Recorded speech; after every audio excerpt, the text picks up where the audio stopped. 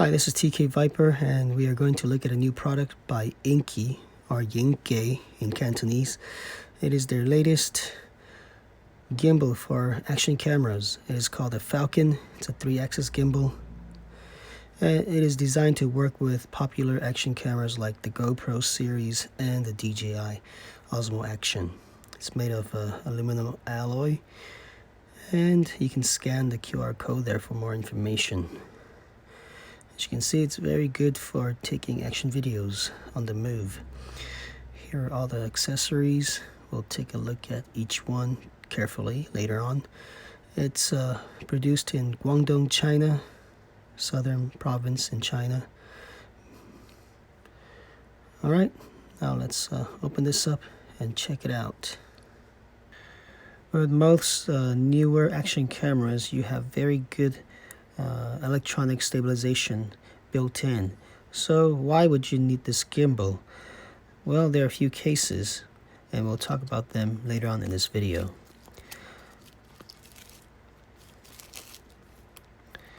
Alright, it's nicely packaged.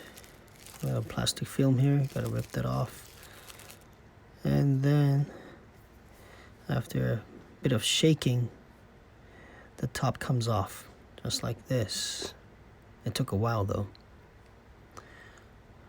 Alright, let's take a look inside. We have a little card here that gives you instruction in Chinese and English on the other side. So this is how you would fit a Hero 9. And similarly for other action cameras. We got a bunch of buttons here. A mode button, a power button, and then we have a joystick. On the back we have a trigger. On the side we have a shoot button, a record button, and a time-lapse button. And those, I think, only work with the GoPros.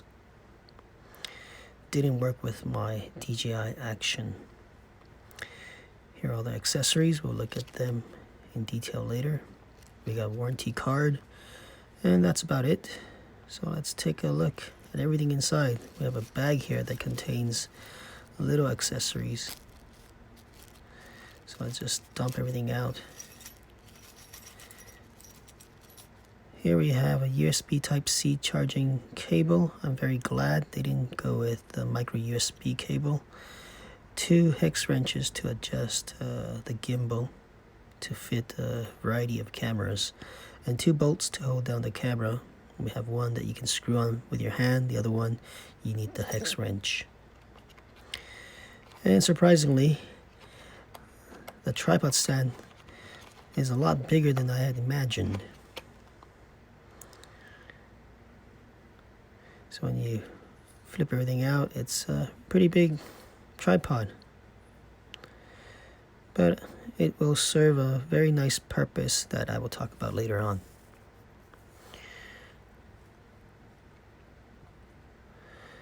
Let's set that aside. Here is the gimbal itself. The bottom part is made of rubber and plastic, and then the top part is made of aluminum. It's very hefty. It's not that light, and it's because of the aluminum structure and also the battery inside the handle. I'm told it contains a 2500 milliamp battery that should last for about 9 hours of shooting. Alright, let's take out this gimbal.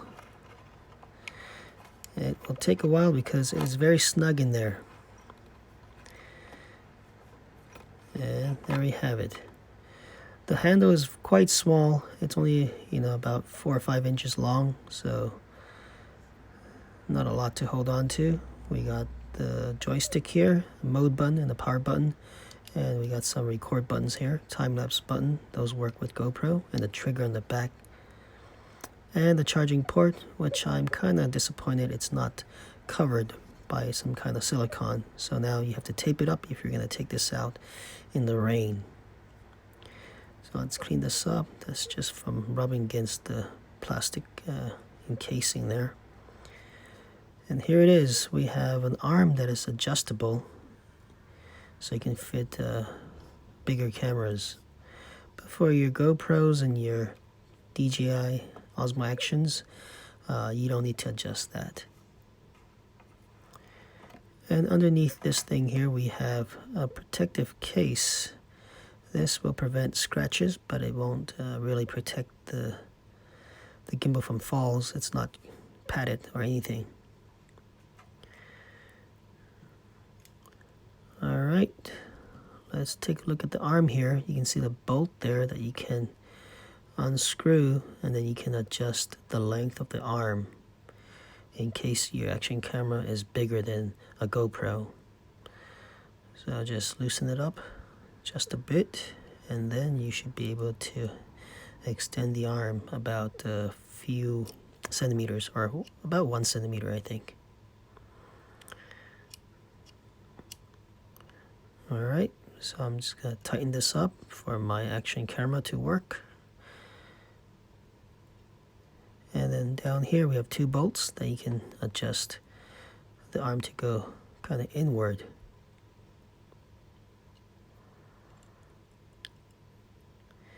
So they say it should work with a variety of cameras, but you got to be careful that the cage, fits into this gimbal. Like this Yi camera here, that cage just won't fit. So it's disappointing that I can't test out this Yi camera, which has no image stabilization built in. Alright, so we will try to fit this in there. This is the Osmo Action by DJI. And one reason why you would use a gimbal is that certain modes cannot use the Rocksteady electronic image stabilization built in, like this 4:3 aspect ratio mode, which gives you the widest angle. So that is where this gimbal will come in very handy, and we will see later on in a sample image or sample footage that I took. So other modes, you can have Rocksteady up to 60 frames per second, even at 4K. So that's fine, and 2.7K is fine.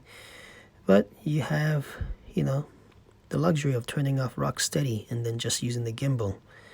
And you should do that because if you have double image stabilization, they can counteract each other. And whenever you have Rocksteady off, it's going to give you a wider angle.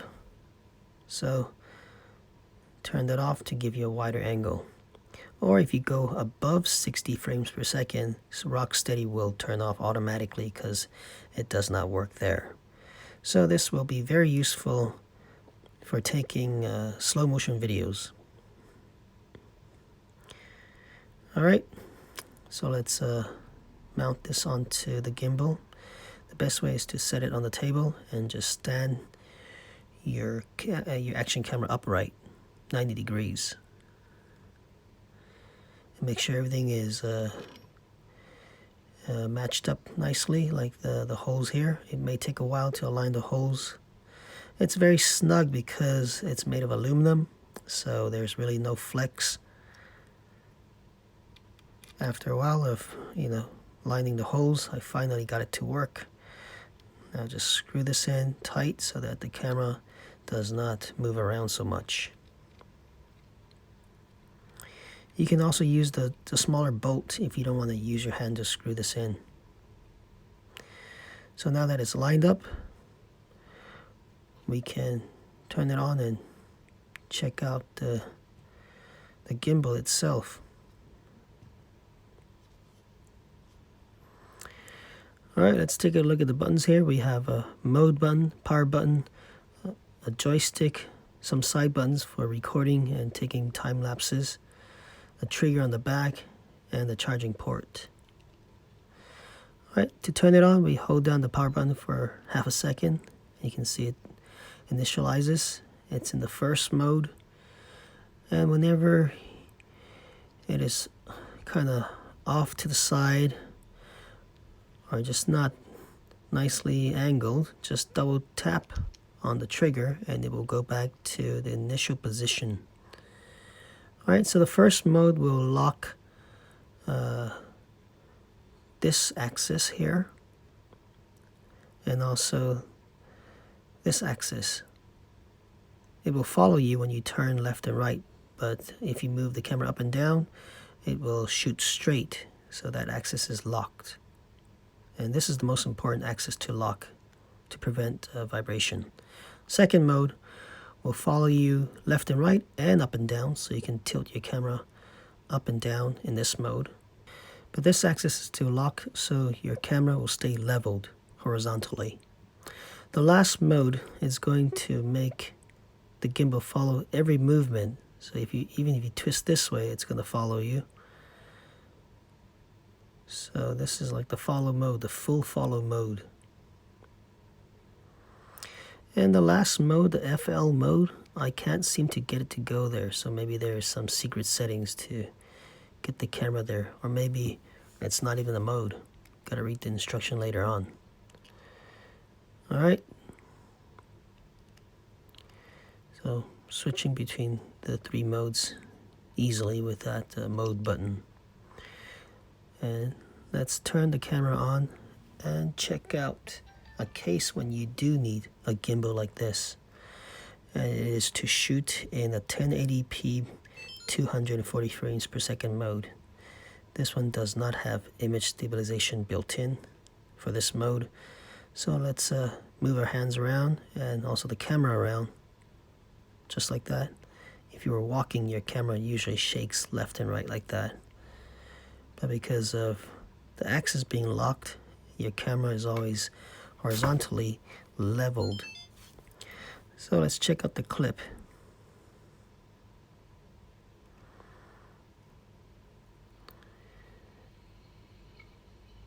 And another nice thing about a gimbal is that when you're moving left and right, it will evenly move it for you, so you're not going to be jerky as you're moving left and right.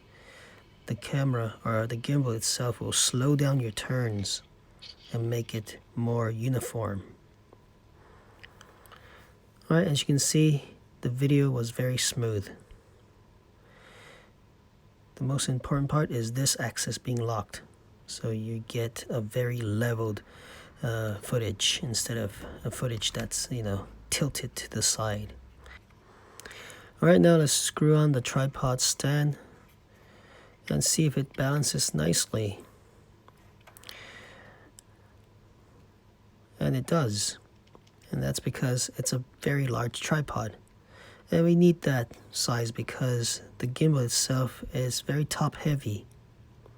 And plus the action camera is pretty heavy too, so you do need a very big tripod like this. So now you can set it down and have it take a nice time lapse or a vlog of shooting yourself. Okay, another nice thing about having a tripod this big is that it will extend the length of your handle. So if you're a vlogger shooting yourself, sometimes you want to take in more of the background. You want the camera to be farther away, so you can do it with this tripod, like this. So that's going to give you another 5 or 6 inches. Because the handle on the gimbal itself is very short. It's about 5 inches.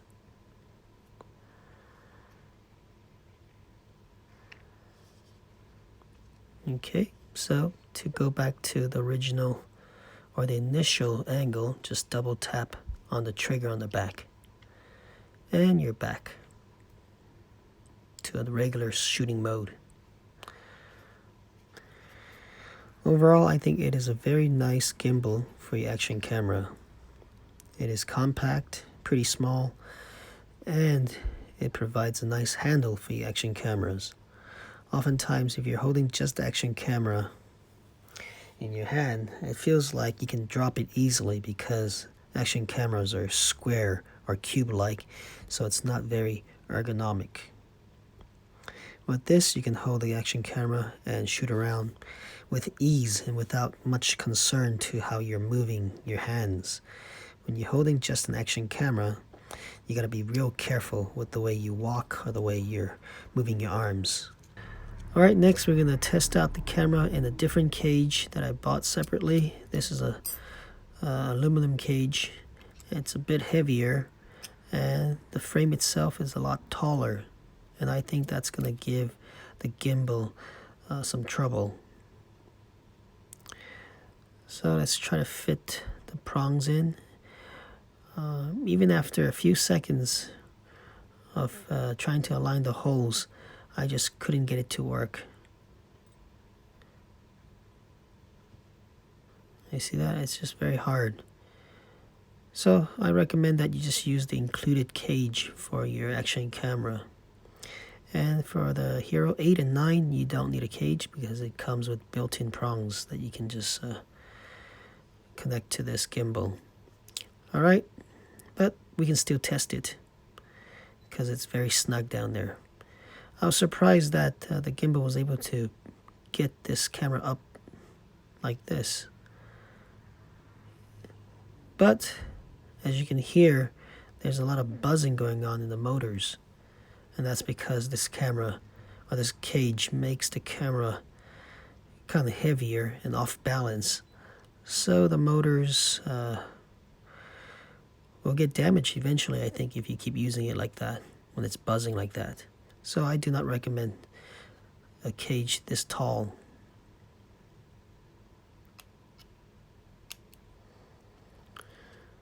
You see how snug that is?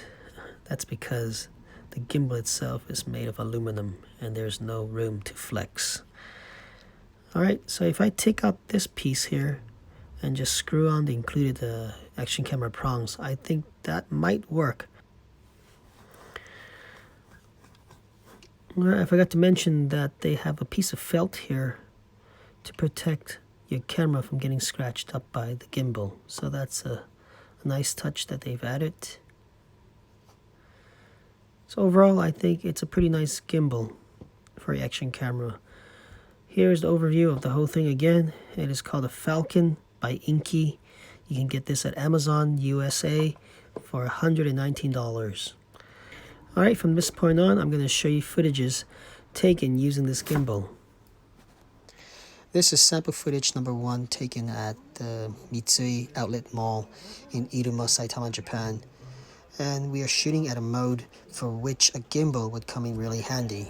This is shooting at 4K 30 frames per second, and the aspect ratio is 4:3, and this gives you the widest view angle out of all the settings in the camera, the DJI Osmo Action. It's a very nice mode. You can get a lot in the picture, so very good for walkthroughs and also for sports events. But the only bad point is that Rocksteady, the built-in electronic image stabilization, is turned off automatically whenever you turn it into this mode. So as you can see, it's quite shaky. I'm trying to walk very carefully, but I just couldn't get rid of all the vibration. So now I'm going to switch over to when I put on the gimbal, and you'll see a big difference. Alright, we're shooting on the same video settings as before, 4K 30 frames per second, aspect ratio of 4:3 with the widest view angle. But as you can see, the image is very stable, and the best part is that you don't have to worry about the way you're walking or the way you're moving your arms, because the gimbal will stabilize everything for you. It's locking a few axes. In this case, I'm in the first mode, so it locks the horizontal axis and I think the vertical axis. It will follow me if I'm turning, but otherwise the camera will stay locked in. So the image is leveled all the time, and even if I move the camera up and down, or the gimbal up and down, the camera will stay shooting forward. So very nice for this kind of video. Alright, let's put them side by side and you can see the difference even clearer. So obviously the top image is not stabilized by a gimbal. I was walking very carefully and still it was shooting a very shaky video. Whereas on the bottom you can see it's smooth. I was walking freely without even thinking about my movements. So this is where the gimbal really shines if you want to shoot at this mode that does not support the built-in stabilization. Alright, this is case number 2 when you're running at nighttime. The built-in electronic image stabilization does not work very well at nighttime, This time I'm running with everything turned off, no image stabilization at all. On the next run, I have the built-in Rocksteady electronic image stabilization turned on. As you can see, it's much better than the first run, but you can still see things shaking. And in the final run, we have the gimbal on, and as you can see, the image is just superior. No mini vibration at all. So this is a case when the gimbal makes sense. Alright, the last case is walking at nighttime. Here we have everything turned off, no built-in image stabilization, and as you can see, we have big movements. You can look at the street there. Things are going up and down.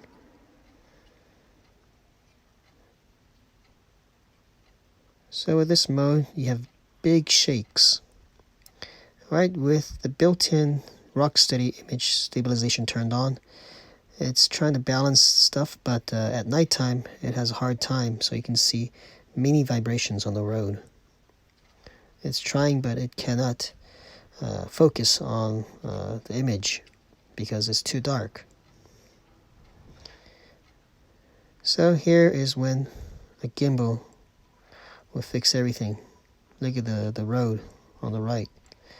There are no mini vibrations, no big vibrations, and things are looking very smooth. Alright, my final thought on this INKEE Falcon 3-axis gimbal stabilizer for action cameras is that it is very useful in certain situations. If your main thing is shooting at nighttime and you use an action camera, then a gimbal makes a lot of sense. It's going to make your video a lot smoother because digital or electronic image stabilization is not good at nighttime on any camera, on the GoPro or on the DJI Osmo Action. And also, if you shoot a lot of slow motion videos, this gimbal will help you. And in the daytime, most action cameras have very decent stabilization. Usually you don't need a gimbal. But if you want your image to be leveled horizontally, and your camera doesn't have that feature, only the GoPro 9 has that feature, then a gimbal makes sense. If you want your videos to stay at a certain angle, a gimbal will give you the best result. For $119, I think it's worth the purchase if that's the kind of video you shoot all the time. Alright, thanks for watching, guys. I hope you've enjoyed this review and my explanation. I hope it's not too simple or too difficult for you guys. If you liked the video, please thumbs up, subscribe, and tell your friends about my channels, tkviper, tkviper Tech, and my rain channel, Japan Rainwalker tkviper. Alright, I'll see you guys in the next one.